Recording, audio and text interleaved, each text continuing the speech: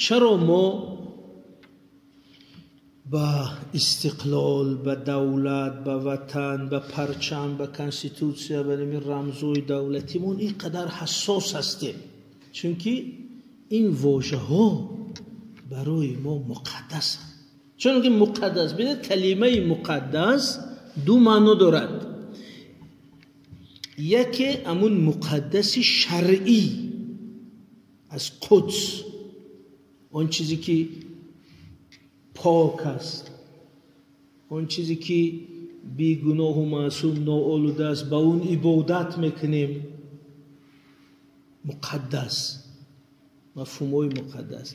لیکن وقتی در سیاست میگه مقدس، این معنای شرعی اعتقادی ندارد، به معنای نهایت مهم، دارای اهمیت حیاتی.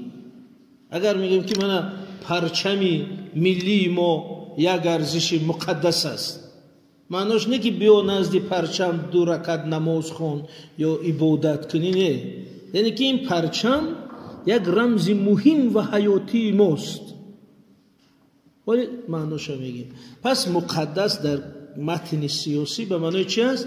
بسیار مهم، دارای اهمیت حیاتی. چون که در یک جفتن که همین خدمت حربی یک وظیفه مقدس است. یک نفر خیلی میگه شما مشرک شده، مقدس فقط خدای، مقدس فقط قرآن، خدمت حربی چه مقدس میشده است؟ اخشونش که همون مقدس شرعی رو میگه. اما مقدس در متن سیاسی نه، اینجا نوشته است مقدسات ما، و معناش نیست که اونجا یکان ایکونا باشد سجده کنیم. مقدسات ما یعنی مفهوم‌های مهم، ارزش‌های مهم، دارای اهمیت حیاتی. همینجاش فهموست؟ اگر میگیم که خدمت وطن مقدس است، یا سرزمین ما مقدس است، یا پرچم ملی مقدس است، به این معنی که نهایت مهم است، برای ما عزیز است، برای ما گرامی است، برای ما چی است؟ ارجمند است. سرود ملی چه سر میشد؟ دیاری ارجمند ما، یعنی وطنی مقدس ما، وطنی عزیز ما. انا برای همین چرا سوال خیلی بود، چرا ما با مفهوم‌های مثل وطن، دولت، کنستیتوسیا، پرزیدنت، پرچم، استقلال چنین حساسیت داریم؟ این سوال یک. جواب این که چون که برای به همین روز رسیدن، برای صاحب دولت شدن، صاحب استقلال شدن، صاحب پرچم شدن، صاحب یعنی مقام و منبر شدن، صاحب در سطح جهانی برآمدن، صاحب آواز شدن، این ملت 100 ساله ها انتظار بوده است، 100 ساله ها مبارزه برده است، 100 ساله ها شهید داده است، 100 ساله ها قربانی داده است. تمام همی سرزمینی ما پر از قبر شهیدا است. همی هنگام سفرها هر دره، هر کوه، هر وادی میریم پر از مزار شهیدان. یعنی اکثر شهیدای روحی آزادی، استقلال، مقاومت ملی. و این ملت نسل شهید داده است تا به همین روز رسیده است که صاحب دولت، صاحب پرچم، صاحب همین ارزشو شاید. برای همین میگیم این برای ما مقدس است، عزیز است. همین من وقتی که سردار ریاست خارجی بودم در مرکز استراتژی، در درآمدگاهی هم مرکز استراتژی همین لوحه بود، مقدسات ما. و در اونجا پرچم، کنستیتوسیا، پرزیدنت، سرود ملی، مقدسات ما. و هر مهمان خارجی که می اومد می پرسید که همین چی است؟ و من ترجمه میکردم، میگفتم این مقدسات ما. بعد میگفت که آخه مقدسات نه همه دارن، این پرچم و دولت و نشان و همه ما هم داریم.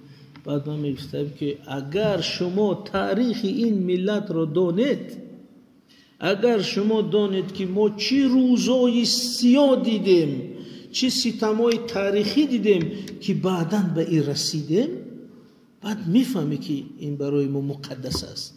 زیرا برای بسیار دولت ها که 100 سال 1000 سال 2000 سال دولتش بیگزن ایستاده است، این مفهوم خیلی عادی است، ولی برای ما این خیلی گپی مهم است که امروز صاحب دولت، صاحب پرچم، نشان اینا هستیم. برای همین ما با حساسیت به این مفهوم نگاه میکنیم و عموما در تاریخ دولت داری ما، در تاریخ ملت ما، همین اندیشه استقلال، آرزوی استقلال یکی از ایده های مرکزی ملی بوده است. خب ما همین سوال اول ما رو جنبش کنیم که چرا ما مفهوم استقلال و آزادی و دولت و پرچم و نشان و پرزیدنت و سرود ملی و کانستیتوسیون اینا رو اینقدر مهم میگیریم؟ بعد جوابش گفتیم چون که برای به این روز رسیدن ما چی روزها دیدیم و چی قیاس ها داریم و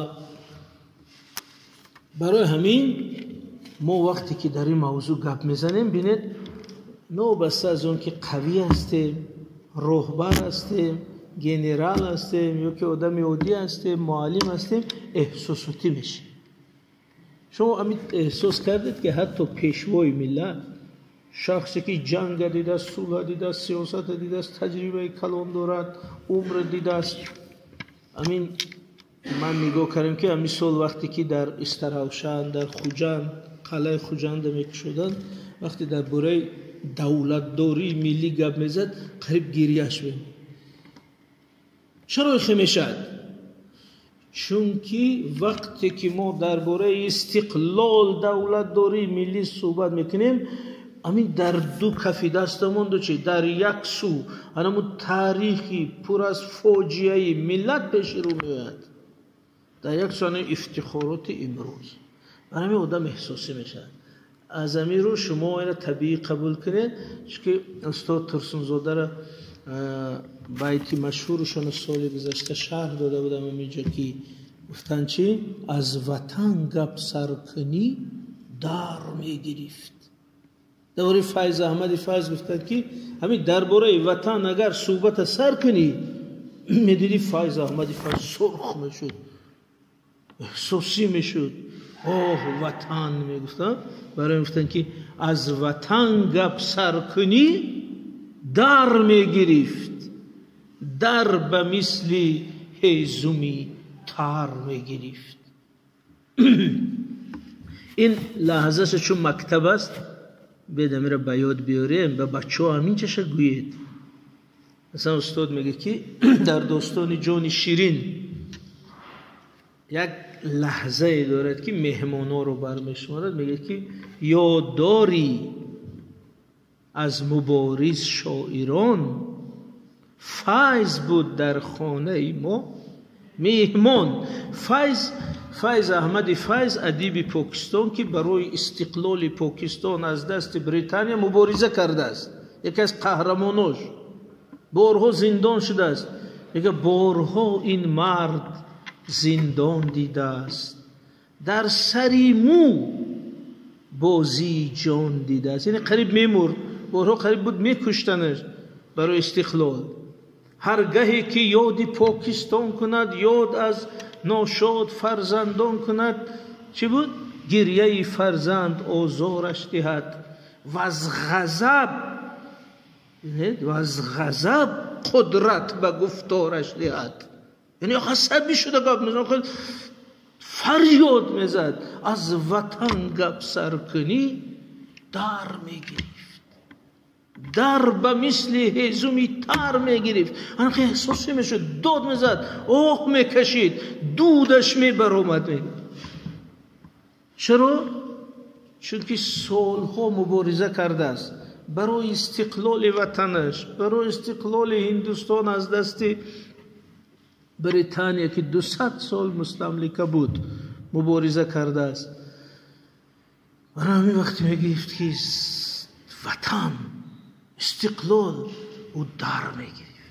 یعنی احوال ما همین، چون یک گذشته پر از فاجعه رو داریم، چون تاریخ خونی رو داریم، هر ورقی کتاب تاجیکان غفور ببینید مبارزه، مقاومت، اشغال، قهرمانی، خونریزی، بودن تار و مار، باز برخستن، باز مبارزه بردن. بنابراین همین میگیم که همین گذشته فاجعه پیش رو میاد و احساسی میشیم. این بسیار اندازه‌گیری مهم است که پیوند ما با همین وطن چی است. همین باز یک مثال عجیب بگم. همین هفته گذشته ما در ناحیه بلجوان در منطقه سریخوسار بودیم. یکی از زیباترین جاها، حتما روید شهر سریخوسار. همونجا یک مرد مهمان کرد و گفت که همین صحبتی مرا که چرا درباره وطن حساس میشم، یک مثال عجیب خودش آورد. گفت که همین من ارتیست بودم، حافظ بودم، مادرم وفات کرد. گفت که 8 سال من درباره مادر دیگر شعر خواندن نمیتونستم. همین موسیقی سر میکردم که قرطق چی میشد، محکم بشد. انا بگفت 8 سال جمع کردم دیگه نمیتونستم، چون که همین مادر میگفتم و مادرم پیش روم پیدا میشه. ببینید این پیوند زنده آدم است با همون مفهوم، با همون ارزش. چون که 7 سال گذشت به من تونستم که درباره مادر سرود خونم. این گپ زنده. انا درباره وطنم، درباره تاریخ ملت ما هم حالت داریم که وقتی میگیم که وطن، آوارگی ابن سینا پیش رود میاد، آوارگی کمال خوجندی، آوارگی مولانا جلال الدین بلخی، تمامی بزرگا در زندان ها، در زیر پای فیل، در زیر پای چی، در آوارگی، در صحرا، در دریا رفتن. انا برای همین وقتی همه رو پیش رو میاریم، وقتی اونجا می‌نویسیم مقدسات ملی، میگیم بله این مقدسات ملی. همین فهمو است. یعنی یکان گپ خالی نیست. در داخل این مفهوم تمام اینمو احساس ما نسبت همین وطن، این سرزمین گذاشته شده است. همین در روزیه استادای زبان ادبیات هستن، تاریخ، حتی همون شرحی که از بیت کمال خوجندی چند بارو گفتم یادتون است، شرحی در غریبی جان به سختی میدهد مسکین کمال گفته بودن که معنای چقدر عجیب داشته است. گفته بودیم اگر بچه های نو آمدگی ده همین خلاصه کردگیم که حاضی طبیبان عالمان اثبات کردن که کسی که در خانه است، در نزد فرزندان است، در نزد خویش و تبار است، در وطن است، مرگش آسان است. کسی که در غریبی، در آوارگی، دور از وطن، دور از نزدیکان، دور از خویش و تبار است، حتی مرگش مشکل بوده است. این مهاجرین تاجیکی در افغانستان بودن نقل میکنن که اگر یکان مسافر، یکان مادری تاجیک میمرد، جان در گلوش آمده است، 1 هفته نمیمرد. خیلی جان کنی طولانی دارد. بعد اینو جمع میشدن میگفتن که عملا گیریم همون رو فریب میگن. میگفتن که مادر جان، پدر جان، انشالله ما هستیم، ما شما رو میبریم تاجیکستان، همین گورتون هم میبریم. بعد او آرام میمرد. برای همین از علما در اینترنت من مقاله خوندم، تنتولوژی، علم مرگ شناسی، اما علمان مرگ شناس، پسیخولوگ ها نشان دادن که همین مرگ آدمی دور از وطن و دور از خویش و تبار بسیار مشکل است، بسیار سخت است نسبت مرگ آدمی چه در خانهش بدگی. برای همین کمال خوجندی گفته است در غریبی جان به سختی میدهد مسکین کمال. این هم خیلی آسان نمیمرد، به سختی میمرد. انا معنای همین کلمه را ما 50 سال خوندیم در مکتب. در غریبی جنب به سختی میدن، مسکین کمال اذیت کردیم، بهای 5 گرفتیم، لیکن معناش من نفهمیدم. اشارتش به اینکه جان به سختی میدهد، یعنی غریب است و بسیار مشکل میمورد. از همین رو در وطن زیستن یک افتخار است، و در وطن مردن هم یک نعمت است. بازم یک مثالی بسیار برای ما و شما نزدیک بیاریم. همین استاد لاهوتی، یکی از قهرمانان تاریخی ما، کسی که برای ساختن جمهوری تاجیکستان نقش کلیدی داره. استاد لاهوتی از کردهای ایران بودن، کرد ملتشون، و در سالهای 20 وقتی که یک شورش کرد و ناکام شد، گریخته به روسیه آمدن. از روسیه استاد لاهوتی وقتی که انقلاب شد و حکومت شوروی شد، به تاجیکستان، اینجا همزبانان هستن، گفته آمدن و در ساختن تاجیکستان چه خدمت کرد و عمر از وطن دور بود. و در آخر مردنش اکل لاهوتی دیگر روسی زبان شدگی بود. وقتی که 50 سال در شوروی زندگی کرد، کار کرد، وزیر بود، کلام بود، و آخری عمرش در مسکو.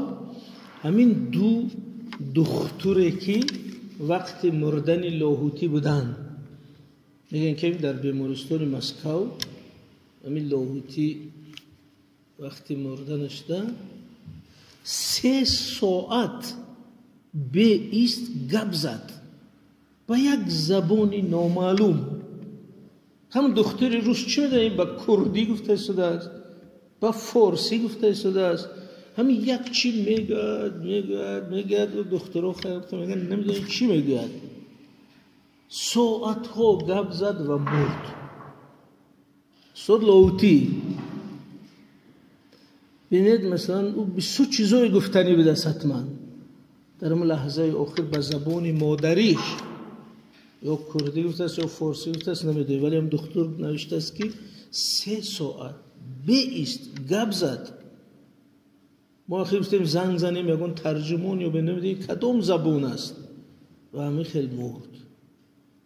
یعنی به مرگی مشکلی غریب، در حالی که لاهوتی نه کمبغل بود نه بیچاره بود و یک آدم کلانی در بالنیچه حکومتی شوروی مرده است که تمام شرایط یکی در همون لحظه خود را همچون غریب احساس کرد. که برای همین مرگ غریب بسیار مسئله حساس. خب اکنون این بحث تمام گفتیم که چرا ما این مقدسات رو چنین مهم میشماریم.